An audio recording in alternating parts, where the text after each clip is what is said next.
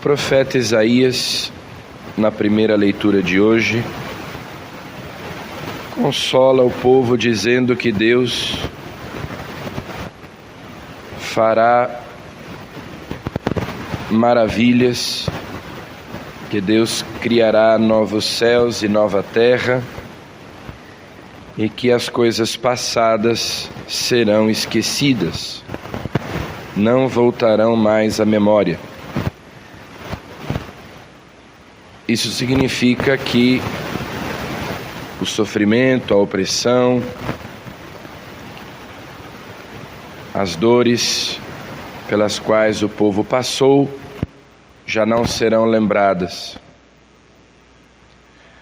Mas também que Deus age não apenas no passado, mas também no presente. Por isso, coisas passadas serão esquecidas, não voltarão mais à memória. Aquela situação difícil pela qual o povo passava já não será lembrada, porque será tão grande a alegria.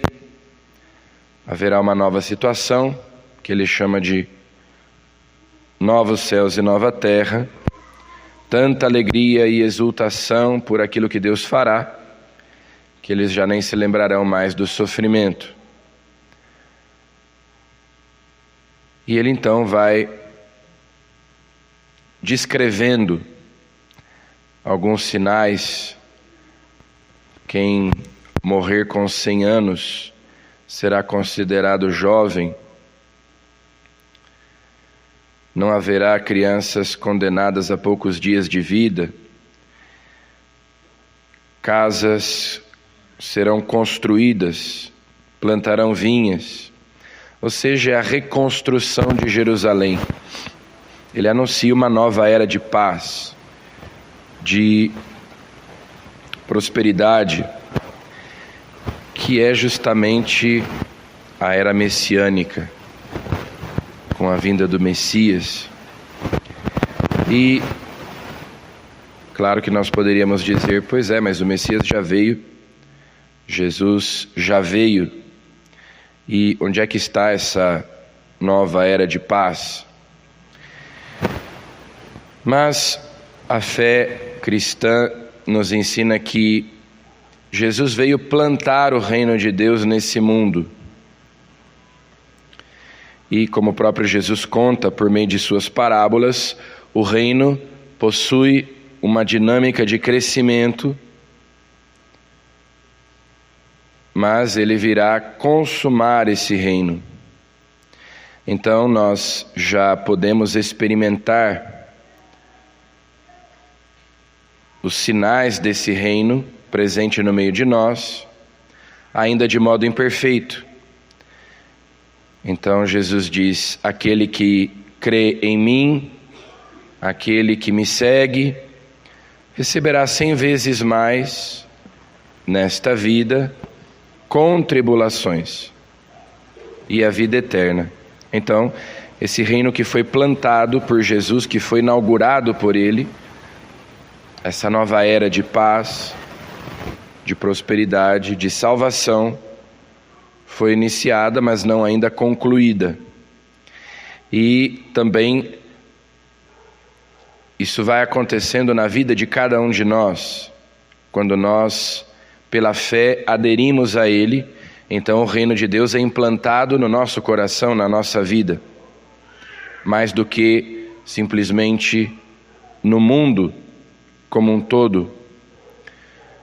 Então Jesus inaugura o reino em nossas almas, à medida em que nós cremos, professamos a fé nele, e esse reino vai se expandindo até que ele se estabeleça definitivamente, e ele será consumado, como nós sabemos, na glória. Então, o reino de Deus deve acontecer na vida de cada um de nós. Mas quando Jesus vier em sua glória, então ele entregará o reino a Deus Pai. E se concretizará definitivamente tudo aquilo que foi prometido, aquilo que o profeta Isaías diz na primeira leitura de hoje, claro, com alegorias para falar da vinda do Messias e da sua obra. E no Evangelho nós temos a cura do filho daquele funcionário do rei. Jesus o cura, ele pede que Jesus venha com ele. Mas Jesus não o segue, Jesus simplesmente diz para ele: podes ir, teu filho está vivo. O pedido do funcionário do rei tinha sido que ele descesse com ele até Cafarnaum para curá-lo. Jesus não precisa ir até lá, simplesmente dá uma ordem, diz uma palavra e o filho dele fica curado. É o poder da palavra de Jesus. Todos os dias nós lemos o Evangelho e escutamos a palavra de Jesus. A sua palavra tem poder de nos curar, de nos libertar, de nos salvar, à medida em que nós cremos nela e a acolhemos. Há um gesto na liturgia muito significativo, quando na hora da consagração, nós sabemos que a transubstanciação do pão e do vinho acontece no momento em que são pronunciadas as palavras de Cristo. As palavras de Cristo são palavras de consagração. Então, quando o padre, o sacerdote e só o sacerdote, o povo, a assembleia não pode, não deve, é um abuso litúrgico grave quando os leigos ficam repetindo as palavras da oração eucarística, especialmente as palavras da consagração. Os leigos, a assembleia deve escutar a oração eucarística, acompanhá-la interiormente com os ouvidos, com o coração, e não ficar repetindo e pronunciando junto com o padre as palavras da oração eucarística, muito menos as palavras da consagração. Mas quando o padre pronuncia essas palavras, então ele se inclina sobre o pão e o vinho e ele diz essas palavras sobre o pão e sobre o vinho.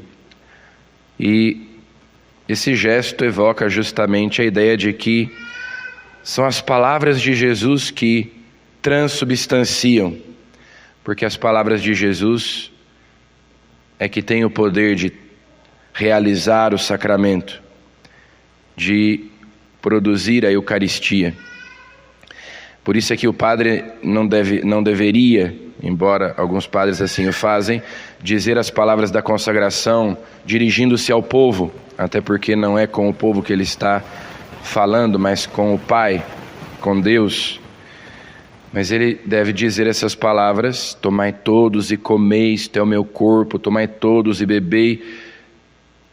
Pronunciar essas palavras inclinados sobre o pão e o vinho. Por quê? Porque essas palavras é que têm o poder, são palavras de Jesus para realizar o sacramento. Então, bastou que Jesus dissesse: o teu filho está vivo. Não foi preciso que Jesus fosse até lá, ou até fizesse algum gesto, como ele fez ontem na cura do cego de nascença. Basta a palavra de Jesus. Dizei uma palavra e eu serei salvo. Então, nós que todos os dias escutamos a palavra de Jesus, escutamos o Evangelho, abramos o nosso coração para que essa palavra nos cure, para que essa palavra nos liberte, para que essa palavra poderosa nos salve e nos conduza à vida eterna. Amém.